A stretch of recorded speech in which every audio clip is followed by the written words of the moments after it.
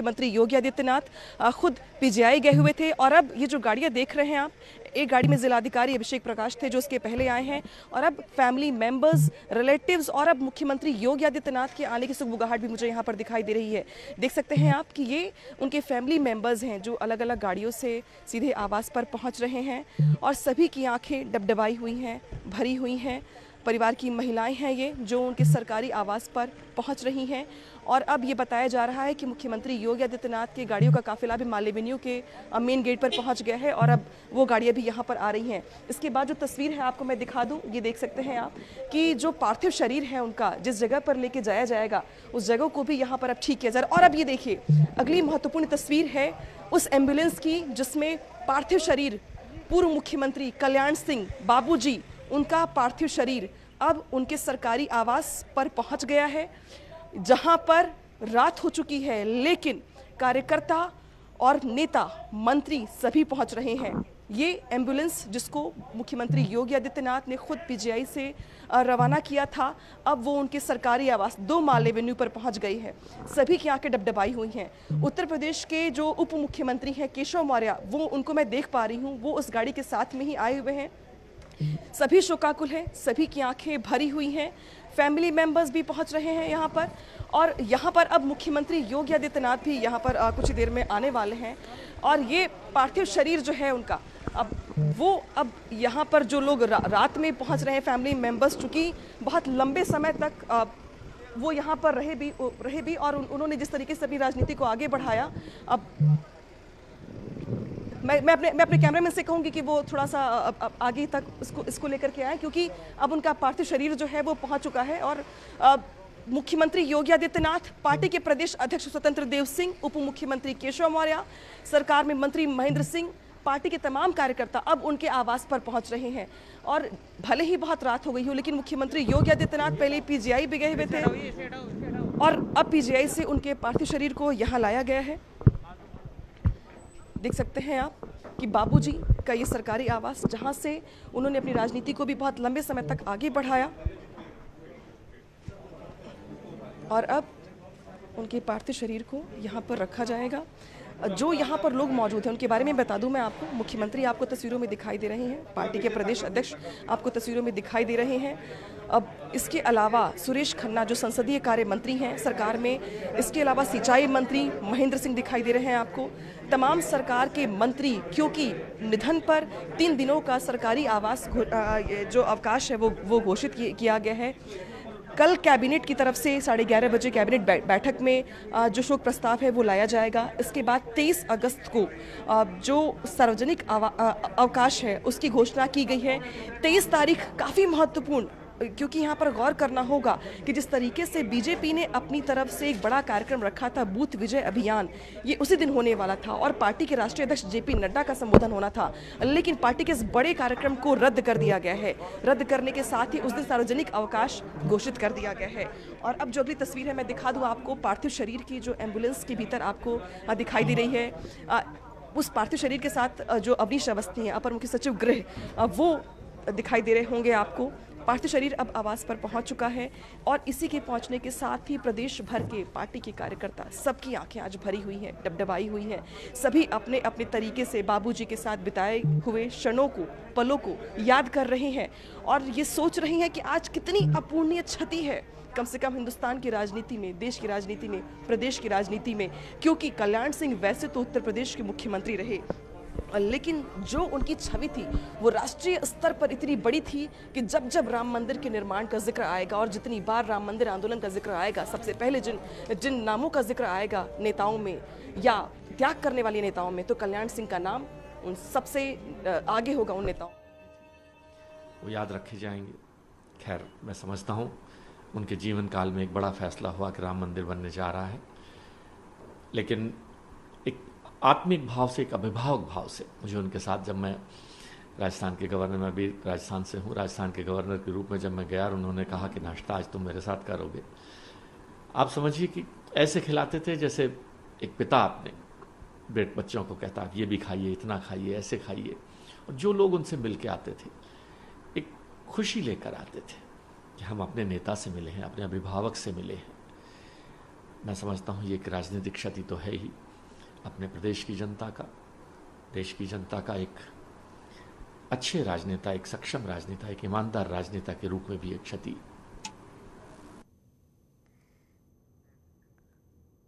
तस्वीरें आप पूर्व मुख्यमंत्री कल्याण सिंह के माल एवेन्यू स्थित सरकारी आवास की देख रहे हैं। उनकी पार्थिव देह अभी एम्बुलेंस से वहां लाई गई है। यहां अंतिम दर्शनों के लिए उनके पार्थिव शरीर को रखा जाएगा और तमाम कार्यकर्ता, नेता सभी वहां मौजूद हैं। मुख्यमंत्री स्वयं आए हैं यहाँ पर, वो एसजीपीजीआई से उनकी जिस एम्बुलेंस में पार्थिव देह लाई जा रही थी, उनकी गाड़ी भी उनके साथ साथ चलते हुए यहाँ पहुंची है और अब पार्थिव शरीर को सम्मान के साथ अंतिम दर्शनों के लिए कल्याण सिंह के सरकारी आवास पर रखा जा रहा है। 23 अगस्त को अंतिम संस्कार होगा शाम को नरोरा में, और इससे पहले विधान भवन में भी और अलीगढ़ में उनके पैतृक निवास पर भी अंतिम दर्शन का एक कार्यक्रम रखा जाएगा। अनामिका हमारे सहयोगी यहाँ मौजूद हैं। इससे पहले प्रदेश सरकार की ओर से 3 दिन का राजकीय शोक की घोषणा की गई है और जिस तरह से हर कोई जिक्र कर रहा था कि राम मंदिर मूवमेंट जो पूरी मूवमेंट चली, अगर उसको याद किया जाएगा, बात कल्याण सिंह को याद करने की होगी, तो उस आंदोलन के अगुवा के तौर पर कल्याण सिंह को हमेशा याद किया जाएगा। बाबूजी, हर कोई आत्मीयता के साथ उनको संबोधित करता था और बाबूजी अपने इस आत्मीय संबोधन की ही तरह वो सब पर अपना हाथ रखते आए। उनके साथ उनका स्नेह, उनका लगाव ऐसे ही बना रहा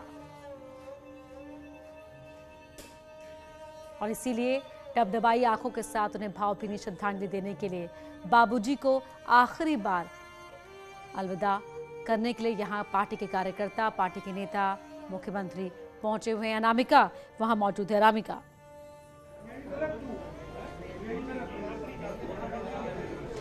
देखिए अपर्णा, जो तस्वीरें मैं देख रही हूँ, शायद सबकी आंखें यहाँ भरी हुई हैं, चाहे वो पार्टी के कार्यकर्ता हों, सरकार के मंत्री हों। उप मुख्यमंत्री केशव मौर्य पहुंचे हुए हैं। मुख्यमंत्री योगी आदित्यनाथ लगातार पीजीआई में जब वो शाम को गए थे, उसके बाद कुछ देर पहले करीब 9:15 पर जब ऐसी सूचना आई पीजीआई से, तो तुरंत अपने आवास से पीजीआई के लिए रवाना हो गए। डॉक्टरों से मुलाकात करने के बाद, बातचीत के बाद उन्होंने मीडिया ब्रीफिंग की और वहाँ से पार्थिव शरीर को रवाना करने के साथ ही वो पीछे उनका जो सरकारी आवास है 2 माल एवेन्यू, वहाँ पर मुख्यमंत्री यहाँ पर पहुँचे हुए हैं और अब अंतिम दर्शन के लिए कम से कम जो पार्थिव शरीर है उनका, उसको रख दिया गया है, क्योंकि बहुत सारे फैमिली मेंबर्स लखनऊ में के अलावा अलग अलग जगहों पर हैं जो वहाँ से आ रहे हैं, आना चाहते हैं। तो सभी को, चूँकि कल्याण सिंह एक ऐसी शख्सियत जो न सिर्फ परिवार बल्कि पूरा का पूरा प्रदेश को वो परिवार मानते थे, और यही वजह है कि 3 दिनों का जो राजकीय शोक घोषित किया गया है, इसमें अलग अलग जगह प्रयास ये किया गया है कि जो लोग भी अंतिम दर्शन करना चाहते हैं उनको पूरा मौका मिले। क्योंकि आज जिस तरीके से बताया गया है कि अभी ये जो पार्थिव शरीर है यहाँ पर रखा गया है, कल सुबह विधान भवन में रखा जाएगा, क्योंकि वो प्रदेश के मुख्यमंत्री रहे हैं। इसके बाद बीजेपी मुख्यालय, जो बीजेपी दफ्तर है, वहाँ पर पार्थिव शरीर को रखा जाएगा, जिसके बाद जो पूरे प्रदेश के पार्टी के कार्यकर्ता हैं, पार्टी के कार्यकर्ताओं को अंतिम दर्शन करने का मौका मिले, वो अपनी तरफ से श्रद्धांजलि दे सकें। इसके बाद 23 अगस्त को जो अवकाश है, सार्वजनिक अवकाश है, जिस दिन घोषित किया गया है, उसी दिन इनके पार्थिव शरीर को ले जाया जाएगा अतरौली, जिस जगह से पहली बार ये चुनाव भी लड़े थे कल्याण सिंह, जहाँ से इन्होंने सियासत की शुरुआत की थी। बहुत सारी यादें और बहुत सारा लंबा अनुभव, जिसे कहते हैं कि पूरे जीवन को जीना, जिस ज़मीन से, जिस सरजमीन से जुड़ी हुई हैं, जिस स्थान से जुड़ी हुई हैं, वहाँ पर उनका अंतिम संस्कार किया जाएगा। और सबसे बड़ी बात यहाँ पर यह है कि ये आवास, अगर आप देखें अपर्णा, 2 माल एवेन्यू, तो वैसे तो नियम के तहत ये ऐलान किया गया सुप्रीम कोर्ट के फैसले के बाद कि तमाम पूर्व मुख्यमंत्रियों से आवास खाली करवाया गया, लेकिन कल्याण सिंह उन इकलौते, या अगर 2-4 नाम मैं गिनूँ तो उन शख्सियतों में से एक थे जिनको ये जो आवास था वो उनके पोते के नाम पर शिफ्ट कर दिया गया। सरकार में जो मंत्री थे संदीप सिंह, जो अभी भी मंत्री हैं, कल्याण सिंह के पोते हैं, उनके नाम पर शिफ्ट किया गया। और आज भी चूँकि कल्याण सिंह की बहुत सारी यादें यहाँ से जुड़ी हुई हैं, क्योंकि जब भी राज्यपाल के तौर पर वो अलग अलग प्रदेशों में जिम्मेदारी संभालते रहे, कुछ दिनों के लिए जब वो यूपी आते थे, लखनऊ आते थे, तो वो इसी आवास पर बैठकर लोगों से मुलाकात करते थे, बात करते थे। और जैसा मैं पहले भी जिक्र कर रही थी कि भले ही वो रहे राजस्थान में या हिमाचल में, उनका जन्मदिन हो या कोई खास महत्वपूर्ण दिन हो, सभी कार्यकर्ता इसी आवास पर इकट्ठे होते थे। उनके लिए पूजा पाठ करना हो, हवन करना हो, जन्मदिन मनाना हो या उनकी मुलाकात के लिए समय मिलना हो, समय लेना हो, सभी को यहाँ पर आना होता था।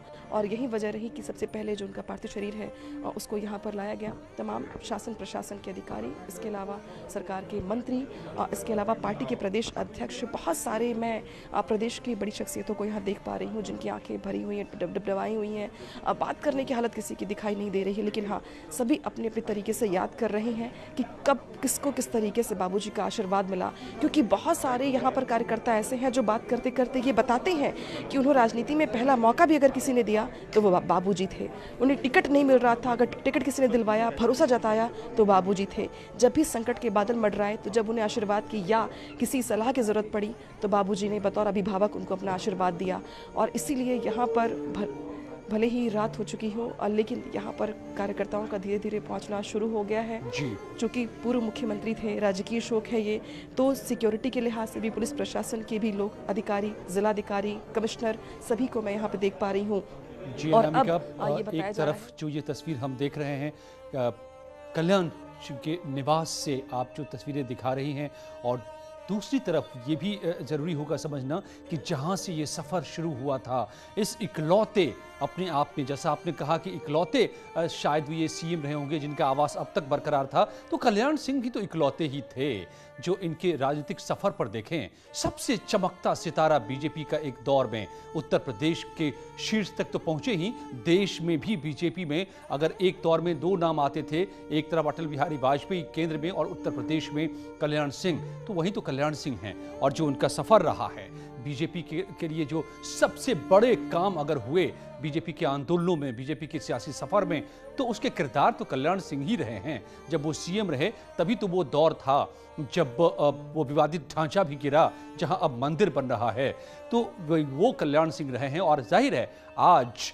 हर कोई उनको याद कर रहा है कि बीजेपी अगर शिखर तक पहुंची तो सबसे ताकतवर सिपाही उनमें से अगर कोई एक रहा है तो वो कल्याण सिंह ही रहे हैं। तो वो सफर कहां से शुरू हुआ, वहां भी मौजूद है हमारे संवाददाता रंजीत। इस वक्त अलीगढ़ में पैतृक गांव में कल्याण सिंह जी के। रंजीत, यहां लोग किस तरह से याद कर रहे हैं इस पुरोधा को, बाबूजी को? आज तो वो चल बसे। देखिए, यहाँ शोक की लहर है। बाबूजी को सुनकर, निधन की खबर सुनकर, यहाँ जो आसपास के लोग हैं, मैं उनके आवास पे खड़ा हूँ, लोग बहुत परेशान हैं, रो रहे हैं, क्योंकि उनको बाबूजी की पुरानी बातें याद आ रही हैं। मेरे साथ कुछ लोग मौजूद हैं, मैं उनसे जानना चाहूंगा, आप क्या बताएंगे बाबूजी को लेकर, क्या याद कर रहे हैं आप? बाबूजी को लेकर ये याद कर रहे हैं कि बाबूजी इंडिया के नहीं पूरे विश्व के बहुत बड़े मार्गदर्शक हैं। बाबूजी भोपाल में मैं एक बार बाबूजी के संग गया था। बाबूजी के चरणों की मिट्टी, ये करीबन 24 साल 25 साल पुरानी बात है, बाबूजी के चरणों की मिट्टियाँ वहाँ के भोपाल के जितने भी मध्य प्रदेश के लोग थे, उन्होंने अपने कपड़े की थोक में बांध के सिर से लगाया कि राम भक्त बाबूजी का नाम लेकर सिर से लगाई थी मिट्टी। और आज बाबूजी हमारे बीच में नहीं रहे, पर शरीर नहीं रहा, पर बाबूजी की जीवन भर बाबूजी का यश चारों तरफ रहेगा। मेरे साथ कुछ और भी लोग मौजूद हैं, मैं उनसे जानना चाहूंगा, आप क्या कहेंगे? बाबूजी जैसा राम भक्त इस दुनिया में नहीं हुआ, और बाबूजी की हम पूरी दुनिया, पूरा हिंदुस्तान याद करेगा कि एक राम भक्त पैदा हुआ था। आज राम मंदिर अगर बन रहा है तो केवल बाबूजी की वजह से बन रहा है, वरना कोई भी मंदिर का निर्माण नहीं हो पाता वहाँ पर। और मेरे साथ कुछ महिलाएं भी मौजूद हैं जो उनके पैतृक गांव से यहाँ पर उनके आवास पर हैं, आप इधर आइए, और वो रो रही हैं, परेशान हैं। आप यहाँ क्यों आई हुई हैं? यहाँ पे आई हूँ। मेरे पिताजी भी उनसे जुड़े हुए थे। मैं ट्रॉली की हूँ, गाजियाबाद की, और उनका बहुत बड़ा हाथ था मेरे ऊपर। कहते थे बेटी कभी दुखी नहीं रहना, मेरे सामने बहुत बड़ी परेशानी आई थी, उन्होंने मेरा साथ दिया। कई लोग यहाँ पर ऐसे हैं जो अपनी अपनी बातों को यहाँ पर बता रहे हैं कि बाबूजी उनकी कब मदद करते थे और वो इसी मदद को लेकर यहाँ पर रो रहे हैं, उनको याद कर रहे हैं। जी बिल्कुल। तो अलीगढ़ में पैतृक गांव में उस जगह से रंजीत ये तस्वीरें हमें दिखा रहे हैं जहां से इस यात्रा की शुरुआत हुई थी, जो आज खत्म हो गया। और प्रमोद तिवारी जी मेरे साथ इस वक्त जुड़ गए हैं। कांग्रेस के वरिष्ठ नेता हैं, लेकिन उनका अनुभव भी रहा है कल्याण सिंह के साथ काम करने का। प्रमोद जी, आज नहीं रहे बाबूजी, आप कैसे याद करेंगे? 3 दशक तक लग उत्तर प्रदेश में विधानसभा के वो भी सदस्य रहे बाबू कल्याण सिंह और मैं भी। दोनों में वैचारिक मतभेद था। अगर वो उत्तरी ध्रुव थे तो मैं दक्षिणी ध्रुव था। हम दोनों ने एक दूसरे का बहुत मुखर विरोध किया है सिद्धांतों के आधार पर, पर उनके विशाल व्यक्तित्व से इनकार नहीं किया जा सकता।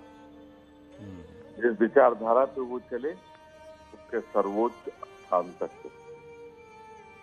पर एक दौर वो भी आया जब वो भाजपा से अलग हो गए, नाराज हो गए, अपने अपमान से दुखी हुए, राष्ट्रीय क्रांति पार्टी बनाई और भाजपा को उखाड़ फेंकने के लिए उन्होंने दोस्ती का हाथ बढ़ाया। तो मैंने भी, मुलायम सिंह जी ने भी और तमाम 5-6 पार्टियों ने उनका साथ दिया। कल्याण सिंह जी ने अपना वादा निभाया और हम लोगों ने मिलकर उत्तर प्रदेश से भाजपा सरकार का अंत किया। ये दौर है 2002 का और गैर भाजपाई सरकार मुलायम सिंह के नेतृत्व में बनाई। उस समय हम दोनों साथ चले, साथ रहे। फिर वो भाजपा में लौट गए, बहुत से राज्यों के राज्यपाल हुए, पर उनकी योग्यता पर कोई प्रश्नवाचक चिन्ह नहीं लग सकता। हमारा उनका वैचारिक मतभेद था, जी है। मैं उन्हें बहुत